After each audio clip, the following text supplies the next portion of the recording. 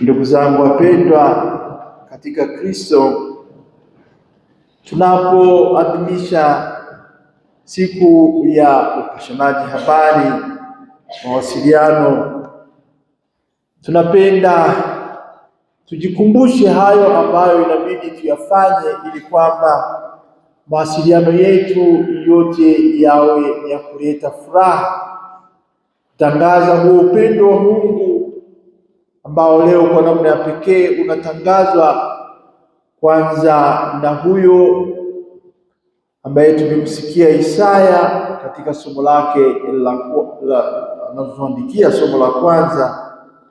Alafu upendo huo ambao unakuja kutangazwa na Paulo katika barua yake hiyo kwa Warumi, na huo upendo ambao utakuja kuonekana wazi kabisa, si kwa kutangazwa bali kwa kutekelezwa na Bwana wetu yeye mwenyewe huyo Kristo. Lakini kabla ya kwenda kwenye hayo ambayo ni maandiko yanayotuletea habari hiyo njema, kama tunavyoomba kwamba na sisi tuwe ni vyombo vinavyoleta habari njema, napenda na mimi leo niwaletea habari njema hiyo kutoka huko Kenya tulipokuwa karibu siku 10 zilizopita. Sikuwepo hapa pamoja na askofu msaidizi Josephat Mdudu ambaye naye anaendelea na shughuli nyingine za kichungaji huko katika maeneo yetu hapa jimboni.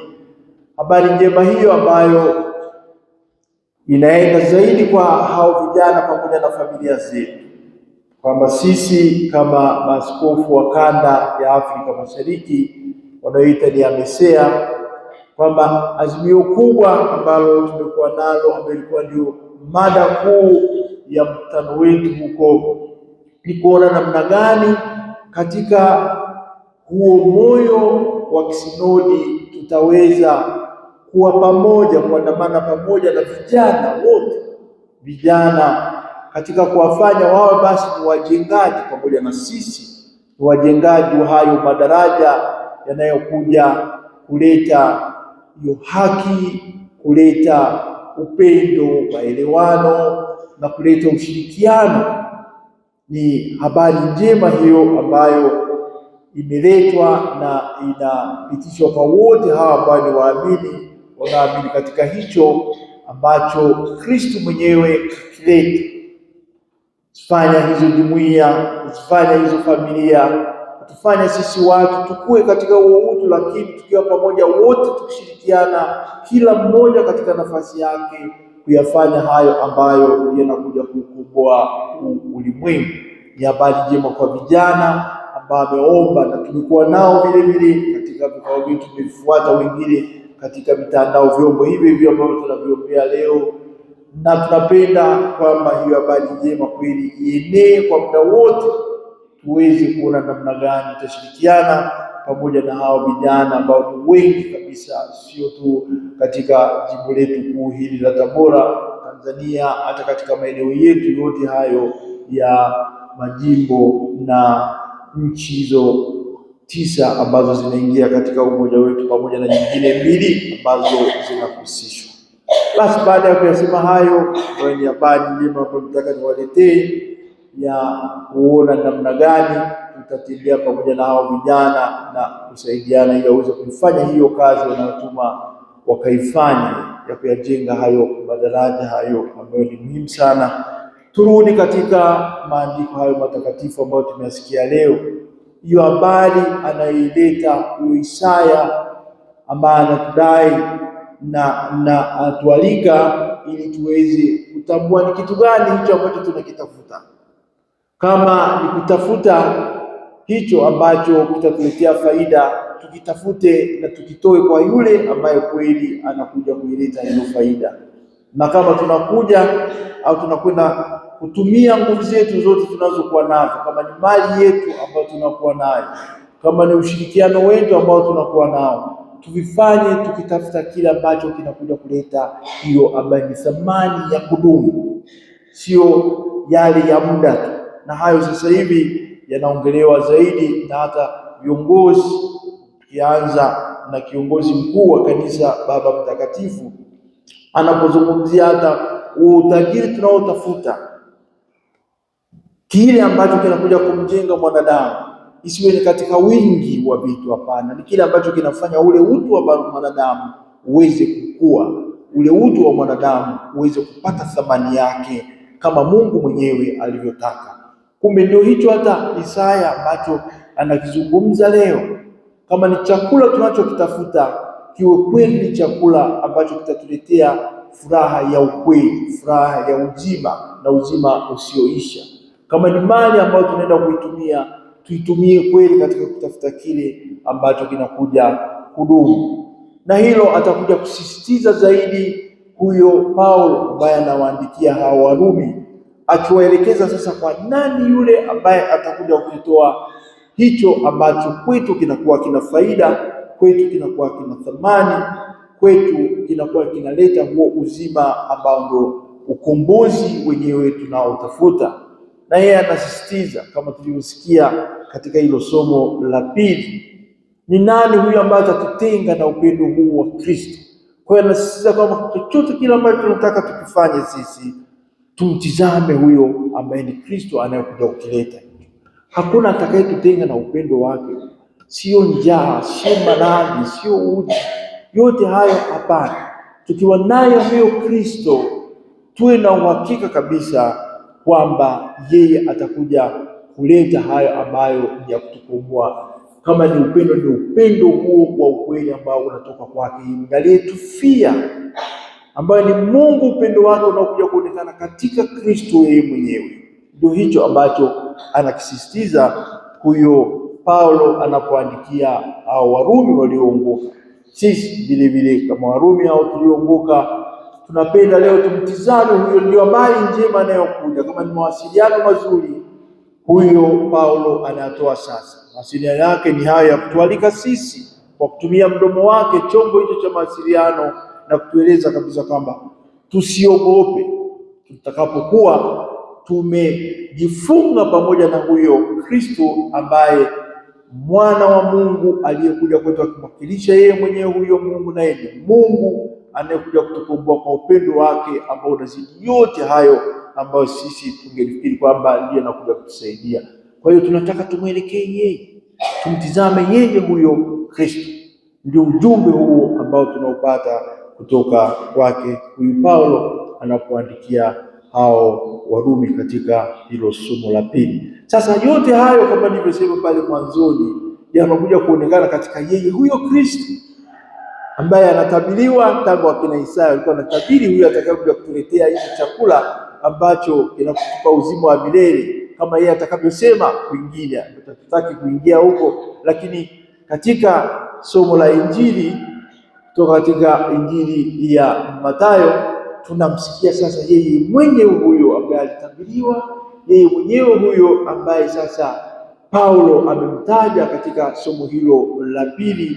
Kama tukiwa naye, hakuna chochote ambacho kitatubabaisha, hakuna chochote ambacho kinaweza kututenganisha na upendo wake huyu mwenyewe. Lakini upendo huo kuja kutukomboa ambao ni upendo wa kweli. Sasa analionyesha wazi hilo leo, analionyesha wazi katika simulizi hilo la hao ambao ni mkutano, ni watu wengi waliokuwepo hapo ambao walikuwa wanamfuata kwa yoyote, wanamsikiliza kwa yoyote, na wakijua kwamba yeye yuko na alishaambiwa anayatenda mambo mengi sana. Yeye yuko anawakomboa, yuko anawaponya kimwili na kiroho. Ndiye Kristo mwenyewe ambaye sasa leo katika simulizi hilo la kualisha hao ambao mwinjili mwingine atasema ni zaidi ya 4,000, mwingine atasema ni 5,000 kama tulivyosikia leo, wanaume bila kuhesabu wanawake na watoto waliokuwepo. Lakini tujue kabisa alikuwa ni wengi hao ambao alishamsadiki, wengi hao kuachana na mitume wake kwanza ambao aliwaita yeye mwenyewe. Sasa kuna wafuasi wake ambao wanamfuata, kila wanaposikia yuko huko wanakimbia kwenda kule, wakiyaona hayo ya upendo wa pekee ambao alikuwa ameuleta. Sasa yeye tunasikia hayo ambayo atafanya leo anapoalisha hao wengi waliokuwepo hapo, zaidi ya 4,000, 5,000 kama tulivyoambiwa kwenye Injili hiyo ya Mathayo. Lakini tunachokiona leo hapa ni ule upendo wake ambao unaonekana katika sasa matendo yenyewe hayo, huruma yake anayokuwa nayo, alafu na ufadhili wake huo ambao ameufanya, na yote tuyaone, tujifunze. Kwanza tumuone yeye ambaye anafanya, lakini baadaye atatualika na sisi ili tuweze kwenda kuyafanya kama yeye anavyofanya, na hapo tutakuwa wafuasi kamilifu, wafuasi kweli ambao ni wa uhakika wa Kristo mwenyewe. Huyu anawaona hawa ambao wanamsikiliza kwa wote, wanakuja kulipata hilo neno lake ambalo na sisi tumelisikia leo tangu iliposoma somo hilo la kwanza, tukalisikia katika somo la pili, tukalisikia katika Injili. Kama vile tunavyofanya sisi, na wao ndivyo walivyofanya. Wanakuja kurishwa kiroho kwa kulisikiliza neno lake, na baadaye sasa wanakuja kumwona huyu ambaye ni neno mwenyewe, anakuja kuifanya hiyo kazi ya kuileta furaha ambayo itakuwa ni kamilifu. Sasa kuwalisha chakula kile kilicho kamilifu. Kwa kweli inatabiri hata hicho chakula ambacho ni Ekaristi Takatifu, ambayo sasa yeye mwenyewe alishaisema. Soma zaidi katika Injili ya Yohana sura ya 6, hiyo anapozungumzia kuhusu ule mwili wake yeye mwenyewe anaoutoa, mwili wake na damu yake. Atakayevipokea, atakayekula akanywa damu yake ataishi milele, na atamfuata siku ya mwisho. Tutakuja kusema vizuri sana, lakini tusiingie hayo leo. Leo tuone upendo wake, alafu tuone vile vile hicho ambacho anakifanya, huruma anayokuwa nayo. Anawahurumia hawa watu ambao walikuwa wanamsikiliza, ambao tayari watakapokuokolewa kiroho kwa kulisikia neno lake ambalo linakomboa, linawaelekeza, linawaonesha ni njia ipi waifuate, kama vile sisi tunavyopenda tuwe tunalisikiliza hilo neno lake ambalo linatuelekeza, linatufunulia mapenzi ya Mungu na kutuonesha njia ambayo inabidi tuifuate kama kweli tunataka kukombolewa. Haitoshi hiyo, ndio kawaonea huruma sasa, na hiyo huruma yake inakuja kuonekana kwa sababu alipokuwa nao hao alikuwa anawaponya, sio tu kwa maneno yake hayo ambayo anaponya kwa vyote, lakini anawaponya hata kimwili.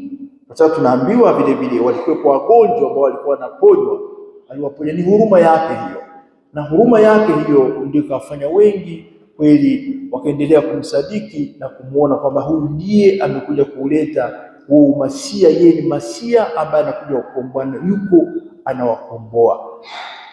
Lakini la muhimu sasa ambalo litatugusa zaidi sisi ni hilo ambalo baadaye linakuja kuonekana, la kuja kuwalisha ambao hawa aliowahurumia kwa njaa, waliokuwa nyikani huko hawana chochote. Hapo tuyaone ambao na sisi tabidi kuwajibika nayo kuyafanya. Anawaona hao watu kama nyinyi mlivyo hapa, tumeshinda pamoja, hatuna chakula, ni jioni sasa. Au wanafunzi wake wanamwendea mitume wake hao, waambia hao watu wamekaa hapa muda wote huu wana njaa, kwa nini tusiruhusu waondoke waweze kufika nyumbani kwao huko mapema? Bwana wetu Yesu Kristo anakataa hilo, analikataa hilo. Uione huruma yake hapo na uone upendo wake unapokuja hapo baadaye. Utume ambao anakuja kutupatia sisi, kuwapatia kwanza hao mitume wake, wafuasi wake wote, kwamba wafanye na wao. Wajibu namna gani? Ambia wapeni nyinyi wale, sio kuwaruhusu waondoke, hapana. Wapeni nyinyi wale. Katika Injili zote hili simulizi la Bwana wetu Yesu Kristo anayewalisha hao watu walio wengi utalikuta, na limesimuliwa mara nyingi, sio tu mara 4 hizo, zaidi ya mara 4 kama Injili zinavyokuwa. Limesimuliwa hilo la kuwalisha, lakini kuonesha upendo wa Mungu na kuonesha baadaye kazi ambayo anakuja kutupatia sisi. Kumbe nalifanya hilo. Hawa wanaogopa, wanakuwa na wasiwasi kama vile na sisi tunavyokuwa na wasiwasi, lakini kwa nini tuogope? Ameshasema huyo Paulo katika hiyo barua yake anayoandikia Warumi, ni nani atatutenga na upendo wa Kristo? Tutakapokuwa naye huyo Kristo, tusiogope, tujue kabisa kwamba tutayapata hayo ambayo anakuja kutukomboa. Kumbe hawa wanaogopa, wafuasi wake, mtume wake, hawa ndio wanamwendea, wanataka hao waondoke hawa watu. Soma katika Injili ya Yohane, atakuwepo ni Filipo huyo anayemkimbilia Yesu, akimuuliza, akimjaribisha, nyinyi hamna chochote? Basi huyo anasema atakuwepo hao mkate, itakuwepo hiyo. Kuna kijana mmoja ambaye alikuwa nayo hiyo, labda hiyo ndio inaweza kukusaidia, lakini ni kitu gani hiki? Lakini yeye mwenyewe Bwana Yesu Kristo anapotaka kuwalisha hao Anawauliza hao wanafunzi wake na anawaelekeza hao wanafunzi wake wafanye nini. Walikuwa na mikate 5 tu hiyo na samaki hao 2. Kwetu hata sisi inawezekana tukawa tunaona kwamba havitoshi hivi, lakini kwa Mungu yote yanawezekana. Ndio huo upendo, ndio uwezo unaokuwa nao, ndio hiyo habari njema ambayo tunapaswa tuipeleke kwa watu wote. Tumwendee huyo Kristo, kwa sababu tukiwa naye yeye huyo, hutajua wewe ni lini atakapofanya, lakini yeye anayafanya na yanawezekana, na tukayapata mengi sana. Tusije tukaingia katika nguvu ambazo hazina hicho ambacho tutakuja kukipata baadaye. Kwa wote tutakuja nguvu ambayo inakuletea kitu ambacho si cha muda, ni kitu cha kudumu, na ukaendelea kukaa na huyo ambaye anakitoa hicho kitu, utapata zaidi na zaidi. Kumbe wanaileta ile mikate 5, yeye alijua. Na kwa kweli kwenye sehemu nyingine unaposoma katika Injili hizo anasema alijua yeye kitakachofanyika. Ndio maana alikuwa anauliza wakati mwingine maswali hayo, lakini anajua kitafanyika nini. Ni kweli katika simulizi la leo tunaona wanaileta ile mikate 5 na samaki hao 2, anakuja kuifanya kazi hiyo ambayo anaifanya, ambayo tunaifanya sisi mapadri, bali tukabidhi kazi ya kumleta huyo Kristo aweze kutulisha, na katika kutulisha huko kwa Ekaristi Takatifu hiyo tunakuja kukombolewa. Anainua macho yake mbinguni akishukuru kwa wote, akijiunganisha pamoja na Mungu Baba yake, na baadaye ndio inafanyika huo ni muujiza ambao yeye mwenyewe kama Bwana, kama mwenye uwezo anaufanya, na anakuja kuwalisha wote. Wakalishe chini hapo, wakakaa akayafanya hayo, na baadaye kuja kuwalisha wote, wakashiba mpaka wakasaza. Hata kusema vikapu kama ni 12, vikapu kama ni 7 vimebaki, lakini wakasaza. Ni muujiza huo kaufanya. Kumbe ni huyu Kristo ambaye ndio leo mwenyewe huyo anayeonyesha haya ya upendo wake, ya huruma pamoja na ukarimu wake ambao anaufanya, ambao kwa kweli ni wa kudumu, kwa sababu ni chakula ambacho si kile ambacho kinakushibisha tu kwa muda. Kama Isaya anavyosema, utafute kile ambacho na pesa yako uitumie kwa kile ambacho kitakuletea ile thamani ambayo ni ya kudumu. Kumbe Bwana wetu Yesu Kristo analifanya hivyo, lakini katika kufanya hivyo, ndugu zangu, Bwana wetu Yesu Kristo kama alivyoonyesha upendo yeye mwenyewe, anatutuma na sisi tuweze kufanya hicho, kama alivyofanya pamoja na hao waliokuwa wakimsikiliza, au mitume wake au wafuasi wake, akiwaamuru fanyeni hivi, kaleteni kitu hicho ambacho kipo. Kama ni mikate 5 ilete, kaleteni hao samaki 2 mnaokuwa nao, kalete. Wako wanatumwa wanaleta kusudi waje kuifanya kamilisha hiyo kazi ambayo alitaka kuifanya, kuwalisha hao makutano waliokuwa pamoja naye. Ndugu zangu, cha kwanza ambacho tunapenda tujifunze leo ni hicho, kwamba tusadiki katika nguvu ya Mungu wetu, na sisi walio wa Kristo katika nguvu ambayo iko katika Kristo na katika kanisa lake, ili mradi tu tunakuwa tayari kumsikiliza. Kama hao mtume wake wasingemsikiliza, wakabaki kubishana naye, mikate 5 hii itatusaidia nini? Samaki 2 wakatusaidia nini? Lakini wakamsikiliza na wakayaleta haya. Walikuwa bado hawajaamini katika nguvu zake zilizokuwa nazo, wakaleta, na ndio akaja kufanya hicho. Ndugu zangu, hata sisi katika uchache wetu, katika yale ambayo si mengi tunayo, tusiogope, mradi tujue tunataka yafanye nini, au tunataka tuyashirikishe namna gani, ili aweze kufanya hicho ambacho kitakuja kuleta yaliyo mazuri. Na tunayaishi hata katika maisha yetu, tunapoambizana labda tukae pamoja, tuchangie kitu fulani, tufanye. Tumeyaona mengi, miujiza inakuja kufanyika katika machache hayo ambayo tunakuwa nayo, katika udogo wetu, katika vile ambavyo inaonekana havifai, lakini baadaye kwa vile tumefanya na moyo huo wa imani kuu, baadaye tunaona vinaongezeka na vinakuja kufanya mambo ya ajabu sana katika maisha yetu. Ndicho hicho tunachoitwa sote, na hii na kila mmoja wetu anaalikwa na anaitwa aweze kushiriki, ili kuja kuileta hiyo furaha kama walivyoshiriki hao. Iwe ni yule mtoto ambaye alikuwa ni yeye ana mikate hiyo 5 na samaki 2, akaombwa nao mitume wakaleta, akampatia Kristo akaja kubariki, na yakafanyika hayo ambayo ni ya kuleta furaha hiyo ya kuwalisha na kuwatoa katika shida waliokuwa nao hao waliokuwa wanamsikiliza. Nasi tunaalikwa tuwe tayari kushiriki pamoja na Kristo ndio ujumbe wa pekee ambao unakuja huo, pamoja na huo wa habari njema ambayo inabidi tuipeleke kwa watu, lakini ujumbe wa pekee unaokuja ile kushiriki kila mmoja kwa namna yake, kwa kila ambacho unakuwa nacho, kwa kila ambacho umepewa. Usikione ni kidogo, ili mradi tunakuwa nacho na uko tayari ukitoa kwa moyo wako. Kumbuka, najua kabisa kwamba kuna mwenye uwezo zaidi ambaye atakuja kukibadilisha, na baadaye atafanya huo muujiza, na ataifanya hiyo muujiza, na mengi tutayaona yakifanyika kwa nguvu zake yeye mwenyewe ambaye anayafanya. Tumuombe Mungu Baba Mwenyezi, nasi tu kwanza watu wa kupeleka habari njema. Tusibaki tunaongelea mambo haiwezekani, tusibaki tunaongelea mambo ambayo ni shida. Hapana, tuongelee furaha ambayo inakuja, furaha ambayo Mungu mwenyewe alituahidi, ili mradi tunakaa naye na tunapenda tuwe naye, tukijua kwamba yeye ndiye atatupatia yenye thamani.